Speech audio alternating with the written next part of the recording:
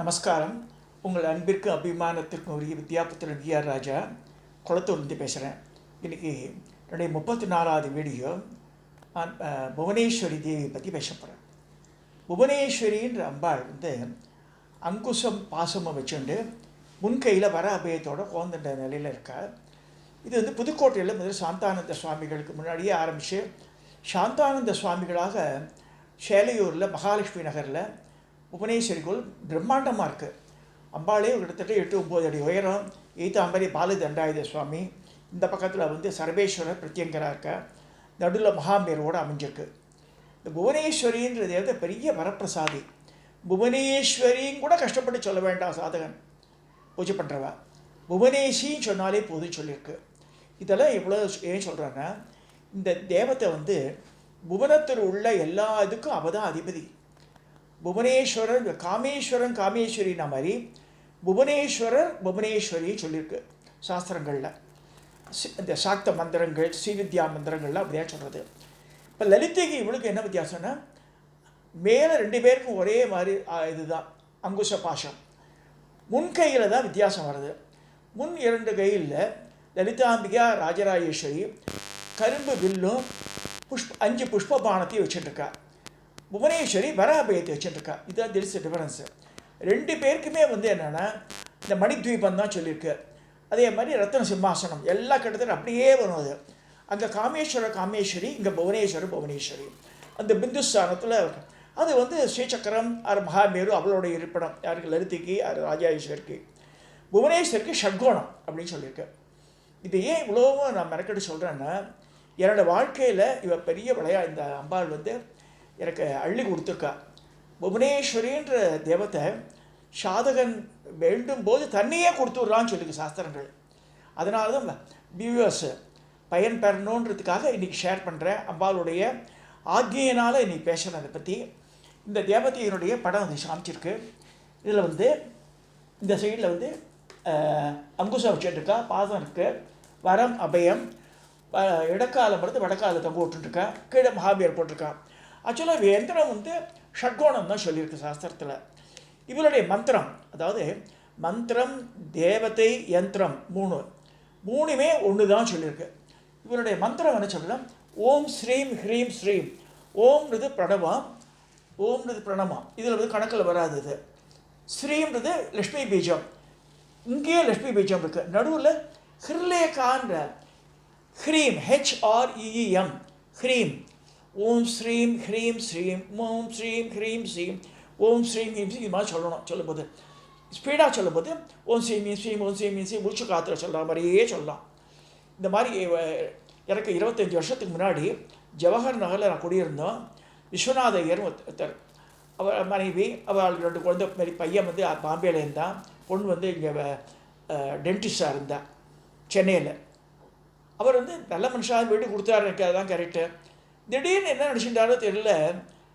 அப்புறம் பூஜை புனஸ்காரம் பண்ணுவார். ரொம்ப கொஞ்சம் கனிமைத்தனமாக இருப்பார் சில விஷயங்கள். அவர் எங்காவது பூஜை ரூம் பார்த்தா என்னுடைய பூஜா மந்தகாசமே, பூஜா மண்டபம் அது கிட்டத்தட்ட பல்லக்கு மாதிரி இருக்கும், பெருசாக இருக்கும். அம்பாள் 3 ஸ்டெப்பில் உட்காந்துருப்பாள். முதல் ஸ்டெப்பில் நடுவில் ராஜராஜேஸ்வரி, லக்ஷ்மி சரஸ்வதி, அடுத்து புவனேஸ்வரி, இது மாதிரிலாம் இருந்தது. இப்போ அந்த ஸ்டெப்ஸ் எல்லாம் எடுத்துட்டேன் நான் சில கன்வீனியன்ஸுக்காக. அதே மண்டபம் தான் இருக்குது. கிட்டத்தட்ட 30 வருஷத்துக்கு மேலே என்கிட்ட அந்த பூஜா கிரகத்தில் இருக்குது. அவ்வாத்தில் தனி பூஜை ரூமே வச்சுருந்தேன். திடீர்னு பார்த்துட்டு, என்னம்மா இவ்வளோ பூஜை சாமியெல்லாம் வச்சுட்டு இருக்கட, எனக்கு பயமாக இருக்குது, நீங்கள் காலி பண்ணுங்கன்றார் திடீர்னு. எனக்கு ஒரு பிராமணராக சாமியை பார்த்து பயப்படக்கூடிய ஒரே மனுஷன் தான் நான் பார்த்துருக்கேன் லைஃப்பில். சரிம்மா சொல்லிட்டாரே, சரி மனைவியும் சொல்லிட்டேன், இல்லை பிடிக்காத இடத்துல இருக்க வேண்டாம் சொல்லிவிட்டு. அந்த மாதிரி இருக்கும்போது அம்பாளுடைய ஆக்ஞியினாலேயே நீ புவனேஸ்வரி மந்திரம் சொல்லுன்ற என் குரு மூலமாக தெரிஞ்சுண்டு, முன்னாடி நம்பர் இதெல்லாம் புக்கில் வச்சு பார்க்கலாம், பட் புஸ்தகத்தை வச்சு மந்திரங்கள் எடுக்கக்கூடாது. ஒருத்தர் குருன்னு ஒருத்தர் இருக்கணும். டவுட்ஸ் வரும்போது அவள் கிளாரிஃபை பண்ணுவாள். அந்த மந்திரத்தை உடம்பு போட்டுட்டே நித்தியப்படி 1000-2000 சொல்லுவாள். அம்பாள்கிட்ட ப்ரேயர் வைக்கிறேன் முதல் நாள். அவர் சொல்லிட்டு போன அடுத்த நாள் ப்ரேயர் வைக்கிறேன். என்ன சொல்கிறேன்னா, ஒரு மண்டலத்துக்குள்ளே எனக்கு வீடு அமைச்சு கொடுக்கணும் அப்படின்னு இருக்கும்போது, ஒரு மண்டலம் என்பது 3 பட்சம் இருக்குது. பௌர்ணமி டு அமாவாசை 15 நாள், திருப்பி அமாவாசைக்கு போய் 15 நாள் மாதிரி 3 தடவை செஞ்சால் ஒரு மண்டலம். இப்போ 48 நாளாக சொல்கிறேன். 48 நாளாக பட்சம் இது மண்டலம் கிடையாது. திரியபட்சம் தான் ஒரு மண்டலம் சொல்லியிருக்கு. 42 நாள் கூட ஆகலை. நான் இருக்கிற இந்த கிரகம் நம்பர் 3, 3வது மெயின் ரோட், திருப்பதி நகர், கொளத்தூர், சென்னை 99. இந்த வீடு எனக்கு கிடச்சிது. இதில் முதல் மாடியில் நான் இருக்கேன். கீழே ஒருத்தர் கொடுத்தன இருக்கேன். அம்பாள் வந்து இந்த வரப்பிரசாதியாக கொடுத்தா. அப்போ புவனேஸ்வரியினுடைய அந்த இந்த சிலா இது மண் பொம்மை அப்புறம் படம் மாற்றினாது. எங்கள் ஆத்துல பால்கனியில் மேலே அது இருக்கும். அது கீழே வந்து வாசல் உள்ளே நுழையும் போது புவனேஸ்வரியுடைய யந்திரம் காமிக்க போகிறேன். ஷட்கோணம் சுற்றி வந்து தாமரை இதழ்கள், 8 தாமரை இதழ்கள், 16 வேறு போட்டிருக்கேன். 8 தாமரை இதழ் தான் சிம்பிளிஃபைடு யந்திரம் வந்தபோது 8 இதழ் தாமரையும் ஒரு வட்டமும் ஷட்கோணமும் நடுவில் பிந்துஸ்தானம் இருக்கா மாதிரி இருக்கும். 4 வாசப்படி இருக்கும். இதுதான் வந்து அவள் யந்திரம் சொல்லிருக்கு. மந்திரம் வந்து ஹிர்லேகா, அந்த ஹிரீம் பீஜம் ஹிர்லேகா, அதுதான் மெயின். அது 2 சைடு லக்ஷ்மி பீஜம், நடுவில் ஹிர்லேகான்னு புவனேஸ்வரி பூஜை. ஸோ இந்த மாதிரி அமைச்சு கொடுத்தா. இது இப்படியாக இருக்க எனக்கு அசிஸ்டண்ட்டாக வேலை பார்த்துருந்தான் டேஃபேயில், ஷேகர் பேர். அவர் வந்து ராஜா எனக்கு சொல்லிக் கொடுன்னு கேட்டிருப்பான் மந்திரத்தை. ஒரு நாள் சொல்லிக் கொடுத்தான் அவனுக்கு. அவன் மனைவி 2 பெண் குழந்தைகள் எல்லாருமே சொல்ல ஆரம்பிச்சிட்டா. எல்லாரும் சொல்கிறான் எங்கள் வீட்டில். நான் within a matter of 6 months he purchased a flat in Andal avenue Thiru Vi Ka நகரில் வாங்கினான். அது சார் நீங்கள் வாங்க, சாயந்தரம் வந்து அட்வான்ஸ் கொடுங்கன்னா 2.5 லட்சம் ரூபா. அப்போ அந்த காலத்தில் வந்து நான் சொல்ல 20 வருஷம் கிட்டத்தட்ட இருக்கும். நான் தான் போய் கொடுத்தேன். எல்லாரும் ஆக்கிய பண்ணிட்டேன். தரைத்தளத்தில் அவருக்கு இக்காட்ட ஃப்ளாட்டு, ஒரு ஹாலு, ஒரு பெட்ரூமு, ஒரு கிச்சன், ஒரு பாத்ரூம் இருந்தது. வெளியில் வந்து பார்த்தா அந்த பில்டிங்கோட பேர் ஸ்ரீ புவனேஸ்வரி அப்பார்ட்மெண்ட் போட்டிருந்தது. That's what I want to say. ஏன்னா எல்லாரும் ஆக்கிய பண்ணிவிட்டு he is the last person to occupy the house. அவன் தான் last person to buy the house. அவனுக்கு தரைத்தளத்திலேயே கிடச்சிது அந்த பையனுக்கு. அப்புறமா வேறு வீடு வாங்கிட்டு வந்துட்டான். இங்கே இதே இடத்துல வரதராஜ ஸ்ட்ரீட்டில் வந்துட்டான் அவன்.